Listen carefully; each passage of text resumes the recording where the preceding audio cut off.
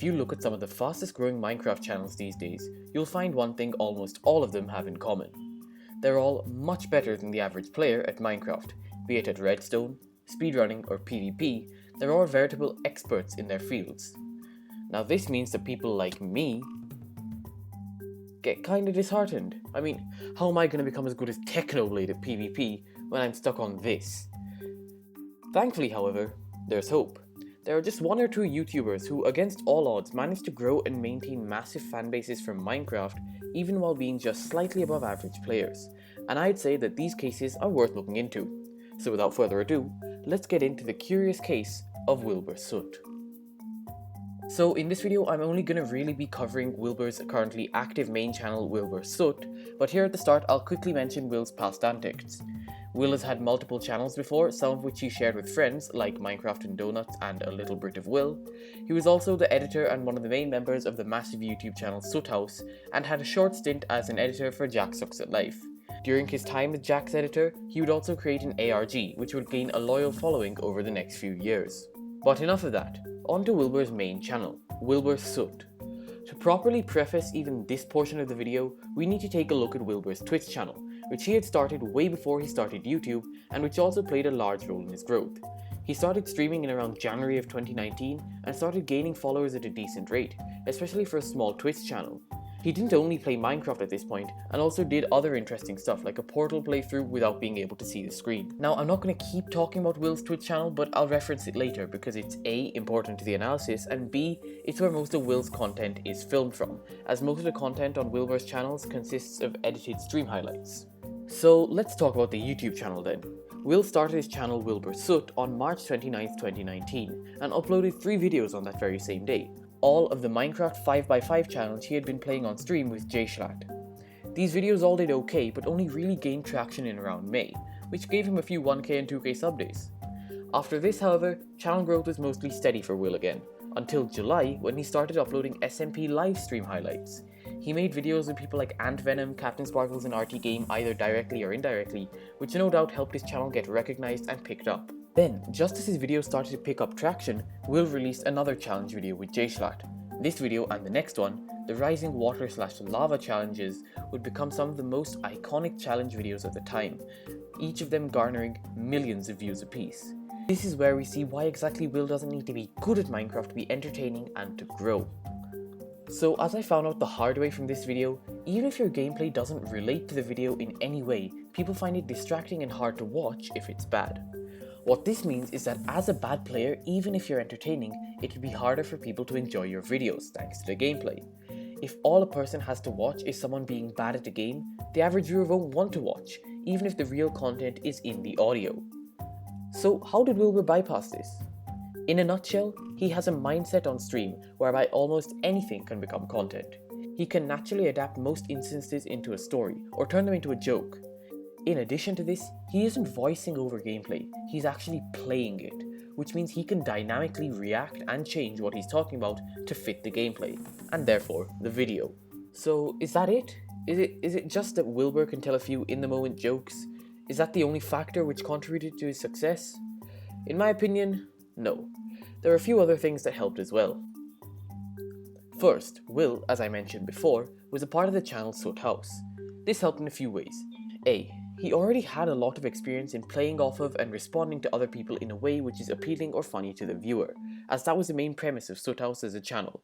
And B. He was already rather well known on the internet, and didn't need to wait for recognition like he might have had to do had he not been a part of Soot House, or had he not been in a few of Jack Sucks at Life's videos. This also helped as his first few subscribers were actually dedicated viewers of his channel. Usually smaller channels have a problem with the first few subs, as they tend to subscribe for one video or a trend and not for the creator, as was the case with Wilbur. Also, a quick side note here, but interesting fact, I thought Wilbur's editing experience for Soot House would have helped him make quality content right from the start, but most of his videos aren't actually edited by him, so that point doesn't really apply. Second, Will is very good at roleplay and directly involving the viewer in the video. While most other YouTubers tend to sound like they're talking to themselves, Wilbur always manages to somehow involve his viewers in his videos, either directly or indirectly. For example, his signature blank stare. That shouldn't really be that much of a deal, right? It's just a cool little inside joke. Well, yes, but actually no. It is an inside joke, sure, but every time Wilbur makes eye contact with you, the viewer, you're pulled into the conversation. You feel involved in the video, like Will is actually talking to you. The reason this is so much more different from, say, commentary YouTubers, who almost always look at the camera, is that these eye contact moments are kind of fourth wall break for the viewer, when they're not expected and therefore have that much more impact than that ongoing conversation feeling, which fades quickly after there's a constant eye contact with no real response to feedback, because that isn't obviously possible in a YouTube video. Third, Wilbur was proactive. By this, I mean he didn't just navigate trends, he veritably created them. You know all those Minecraft butt videos that you see in your suggested? That trend was started by Wilbur and Schlatt. His Skyblock Randomizer challenge would go down in history as one of the most entertaining Skyblock series to date, and he started the SMP Earth server, which would launch the careers of the likes of TommyInnit and Thunder 1408. So at the forefront of every trend, you'd see Wilbur there, maybe not with the best gameplay, but definitely with the freshest ideas and entertaining commentary to boot. Lastly, and arguably the most importantly, Wilbur perfected the art of streaming on Twitch and uploading on YouTube. Intentionally or unintentionally, he fell into a content creation snowball effect between the two platforms. Let me explain. Let's say you're a viewer on YouTube and you see one of Wilbur's videos.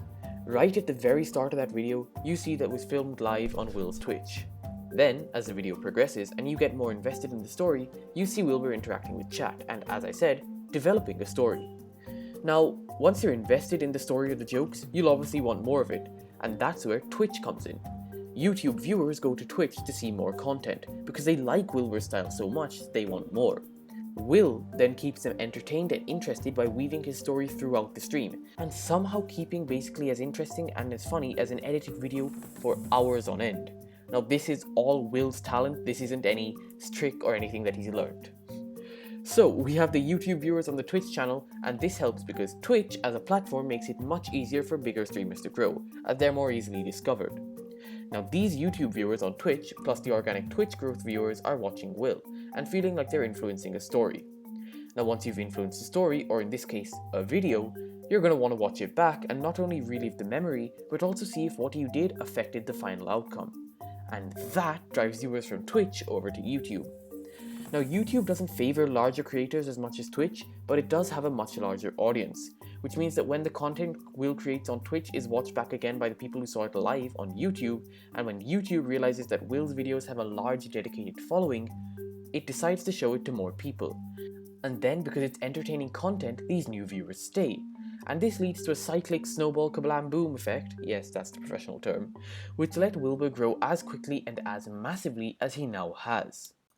Now, those were the main factors for Wilbur's growth, and there were a few more like music, which I haven't mentioned or elaborated on here for the sake of simplicity, and to keep the video nice and short and interesting. If you're still interested in hearing those, consider joining my Discord, link in the description, and I'll actually be online and available to talk at almost all times. So that was it guys, that's my assessment of the curious case of Wilbur Soot, and the reason you don't need to be good at the game to become popular because of it. I really do hope you've enjoyed this video, and if you did, make sure to like, comment, share, subscribe, do all that cool stuff. And I will see you in the next